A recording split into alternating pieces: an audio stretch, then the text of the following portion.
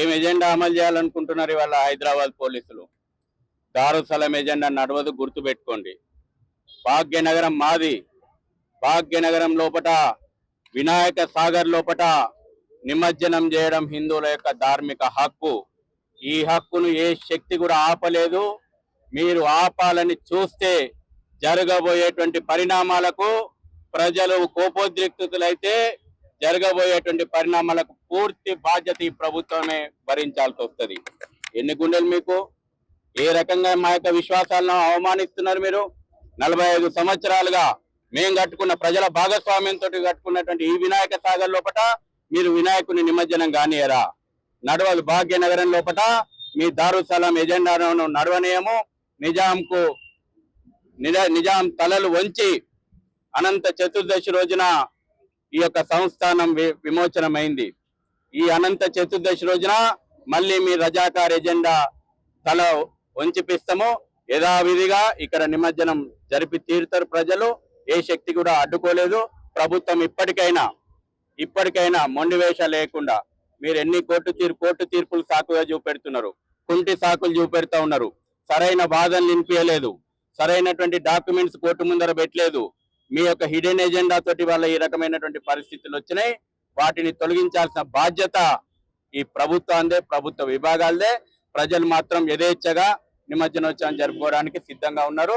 మధ్యాహ్నం లోపట ఇక్కడ ఏర్పాట్లు గిన ప్రారంభం కాకపోతే సాయంత్రం మా కమిటీ ఉన్నది. మేము నగరంలో ఉన్నటువంటి అన్ని ఏరియాల నుంచి ఉత్సవ సమితి నిర్వాహకులను పిలిచినాము. రేపు పెద్ద ఎత్తున నగరం లోపల ఆందోళన కార్యక్రమానికి నగరం స్తంభింపజేస్తాము. ఎక్కడి గణపతి మండపాలు అక్కడనే మేము గుళ్ళు కడతాం. ఎక్కడ నగరాన్ని మొత్తం స్తంభింపజేస్తాం. కాబట్టి వాళ్ళ అల్టిమేటం ఇస్తా ఉన్నాం. మధ్యాహ్నం లోపట ప్రభుత్వం సరైనటువంటి ఏర్పాట్లు ఎప్పుడు ప్రతి సంవత్సరం ఎట్లా ఏర్పాట్లు చేస్తుందో ఆ ఏర్పాట్లు చేయాల్సిందే. మీకు చేత కాకపోతే ఎందుకు మీటింగులు పెట్టిర్రు?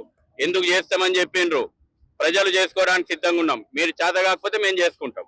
ప్రభుత్వము ఉద్దేశపూర్వకంగా ఈ యొక్క నిమజ్జన కార్యక్రమాన్ని నీరుగార్చాలనేటటువంటి ఉద్దేశంతో గతంలో కూడా ప్రయత్నాలు జరిగాయి. టిఆర్ఎస్ ప్రభుత్వం యొక్క హయాంలో కూడా ఈ రకమైనటువంటి ప్రయత్నాలు జరిగాయి. ఈరోజు ట్యాంకు బండి మీద విగ్రహాల నిమజ్జనం చేయడానికి నిషేధం అనేటటువంటి ఒక బ్యానర్లను పెట్టడం జరిగింది. మేము గణేష్ ఉత్సవ సమితి, భాగ్యనగర్ గణేష్ ఉత్సవ సమితి ఈ యొక్క నిషేధం ఏదైతుందో దీన్ని మేము ధిక్కరిస్తున్నాం. ట్యాంకు బండి మీద ప్రతి సంవత్సరం ఏ రకంగానైతే నిమజ్జనం జరిగిందో ఈ సంవత్సరం కూడా గణేష్ల యొక్క నిమజ్జనానికి ఈ ట్యాంక్ బండ్ మీద అనుమతి ఇవ్వాలి.